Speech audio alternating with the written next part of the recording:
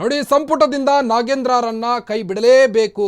ಕೈ ಬಿಡದೆ ಹೋದ್ರೆ ಸದನ ನಡೆಯೋಕೆ ಬಿಡಲ್ಲ ಅಂತ ಈಗ ವಿಪಕ್ಷಗಳು ನಿಗಿ ಕೆಂಡ ಕಾರ್ತಿವೆ. ಅದರಲ್ಲೂ ಬೆಂಗಳೂರಿನಲ್ಲಿ ವಿಪಕ್ಷ ನಾಯಕ ಆರ್ ಅಶೋಕ್ ಗುಡುಗಿದ್ದಾರೆ. ಈಗ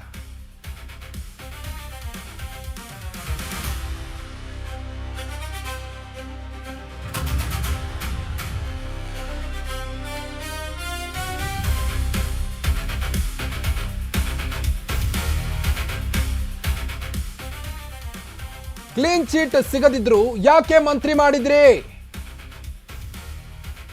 ವಾಷಿಂಗ್ ಮಷಿನ್ಗೆ ಹಾಕಿ ಕ್ಲೀನ್ ಮಾಡಿದ್ರ ಹಾಗಾದ್ರೆ ನಾಗೇಂದ್ರ ಅವರನ್ನ ಅಂತ ಪ್ರಶ್ನೆ ಹಾಕಿದ್ದಾರೆ. ಈಗ ನಿರ್ಮಾ ಪೌಡರ್ ಹಾಕಿ ನಾಗೇಂದ್ರನನ್ನ ಸ್ವಚ್ಛ ಮಾಡಿದ್ರ ಹಾಗಾದ್ರೆ ಯಾವ ಆರೋಪಗಳು ನಾಗೇಂದ್ರ ಮೇಲೆ ಇಲ್ವಾ? ಬಿ ನಾಗೇಂದ್ರ ರಾಜೀನಾಮೆ ಪಡೆಯಲೇಬೇಕು ಅಂತ ಆರ್ ಅಶೋಕ್ ಈಗ ಗುಡುಕ್ತಾ ಇದ್ದಾರೆ. ಇಲ್ಲವಾದ್ರೆ ನಾವು ಸದನವನ್ನ ಸರಾಗವಾಗಿ ನಡೀಲಿಕ್ಕೆ ಬಿಡೋದಿಲ್ಲ. ಈ ಅಧಿವೇಶನದಲ್ಲಿ ಹೇಗೆ ಮತ್ತೆ ಮಂತ್ರಿಗಿರಿ ನೀಡಿದ್ರಿ ನೀವು? ಕಾಂಗ್ರೆಸ್ ಸರ್ಕಾರದ ವಿರುದ್ಧ ಅಶೋಕ್ ರಣರಣ ಕೆಂಡ ಕಾರ್ತಿದ್ದಾರೆ. ಈಗ ಮಹರ್ಷಿ ವಾಲ್ಮೀಕಿ ನಿಗಮಕ್ಕೆ ಸಂಬಂಧಪಟ್ಟಂತೆ ನಾಗೇಂದ್ರರನ್ನ ಕೈ ಬಿಡಬೇಕು. ಈ ಪ್ರಕರಣಕ್ಕೆ ಸಂಬಂಧಪಟ್ಟಂತೆ ಈಗಾಗಲೇ ಕೋರ್ಟ್ನಲ್ಲಿ ಕೇಸ್ ಕೂಡ ನಡೀತಾ ಇದೆ. ಆದ್ರೂ ಸಹಿತ ನೀವು ಸಚಿವಗಿರಿಯನ್ನ ಹೇಗೆ ಕೊಟ್ರಿ ಅವರಿಗೆ? ಅವ್ರನ್ನೇನಾದ್ರೂ ವಾಷಿಂಗ್ ಪೌಡರ್ ಇಂದ ಸ್ವಚ್ಛ ಮಾಡಿದ್ರ? ಕ್ಲೀನ್ ಚೀಟ್ ಸಿಗದಿದ್ರು ಯಾಕೆ ಮಂತ್ರಿ ಮಾಡಿದ್ರಿ ಅಂತ ಆರ್ ಅಶೋಕ್ ಗುಡುಕ್ತಾ ಇದ್ದಾರೆ. ಈಗ ವಾಷಿಂಗ್ ಮಷಿನ್ಗೆ ಹಾಕಿ ಕ್ಲೀನ್ ಮಾಡಿದ್ರ ನಾಗೇಂದ್ರರನ್ನ? ನಿರ್ಮಾ ಪೌಡರ್ ಹಾಕಿ ನಾಗೇಂದ್ರರನ್ನ ಏನಾದ್ರೂ ಸ್ವಚ್ಛ ಮಾಡಿದ್ರ? ಬಿ ನಾಗೇಂದ್ರ ರಾಜೀನಾಮೆ ಪಡೆಯಲೇಬೇಕು, ಇಲ್ಲವಾದಲ್ಲಿ ಉಗ್ರ ಹೋರಾಟವನ್ನ ಮಾಡ್ತೇವೆ, ಸದನವನ್ನ ಸರಾಗವಾಗಿ ನಡೀಲಿಕ್ಕೆ ಬಿಡೋದಿಲ್ಲ ಅಂತ ಆರ್ ಅಶೋಕ್ ಗುಡುಗಿದ್ದಾರೆ. ಈಗ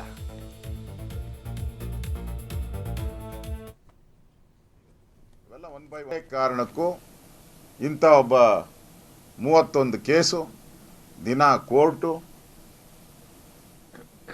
ದಲಿತರ ಹಣ ನುಂಗಿರುವಂಥದ್ದು, ಇದ್ರ ಮಧ್ಯೆ ಅವನ್ನ ತಗೊಂಡಿದ್ದೇ ದೊಡ್ಡ ಅಪರಾಧ. ಮೋಸ್ಟ್ಲಿ ಅವನು ಬ್ಲ್ಯಾಕ್ ಮೈಲ್ ಮಾಡಿರ್ಬೇಕು, ಕಾಂಗ್ರೆಸ್ಗೆ ಬ್ಲ್ಯಾಕ್ ಮೈಲ್ ಮಾಡಿರ್ಬೇಕು. ಯಾಕೆಂದ್ರೆ ಈ ಹಣ ಎಲ್ಲ ಅವರ ನಿರ್ದೇಶನ. ಆಗ ಕಾಂಗ್ರೆಸ್ ಅಧ್ಯಕ್ಷರಾಗಿದ್ದವರು ಡಿ ಕೆ ಶಿವಕುಮಾರ್ ಅವರು, ಅವ್ರ ನಿರ್ದೇಶನದ ಮೇಲೆ ಯಾವ್ಯಾವ ಕಾನ್ಸ್ಟಿಟ್ಯೂನ್ಸಿಗೆ ಎಷ್ಟೆಷ್ಟು ಹಣ ಕೊಡಬೇಕು ಅಂತೇಳಿ ಕೊಟ್ಟಿರ್ಬೋದು ಮೋಸ್ಟ್ಲಿ. ಅದರಿಂದ ಮತ್ತೆ ಅಟಕ್ ಬಿದ್ದು ತಗೊಂಡಿದ್ದಾರೆ. ಅದರಿಂದ ಕೂಡಲೇ ಅದನ್ನು ರದ್ದು ಮಾಡಿಲ್ಲ ಅಂದರೆ ಅಧಿವೇಶನ ನಡೆಯೋಕ್ಕೆ ಬಿಡೋ ಪ್ರಶ್ನೆನೇ ಇಲ್ಲ. ಯಾವುದೇ ಕಾರಣಕ್ಕೂ ಅಧಿವೇಶನ ನಡೆಯೋಕ್ಕೆ ಬಿಡಲ್ಲ. ಬರೆದಿಟ್ಕೊಳ್ಳಿ ಕಾಂಗ್ರೆಸ್ ಅವರೇ, ಬರೆದಿಟ್ಕೊಳ್ಳಿ ಡಿ ಕೆ ಶಿವಕುಮಾರ್ ಅವರೇ, ಯಾವುದೇ ಕಾರಣಕ್ಕೂ ಅಧಿವೇಶನ ನಡೆಯೋಕ್ಕೆ ಬಿಡಲ್ಲ. ಇಂಥ ಭ್ರಷ್ಟ ಮಂತ್ರಿನ ಇಟ್ಕೊಂಡು ನೀವು ಅಧಿವೇಶನ ಫೇಸ್ ಮಾಡೋಕ್ಕೆ ನಿಮಗೆ ಯಾವ ನೈತಿಕತೆಯೂ ಇಲ್ಲ ಅನ್ನೋ ಮಾತನ್ನು ನಾವು ಹೇಳ್ತಾ ಇದ್ದೀರಿ.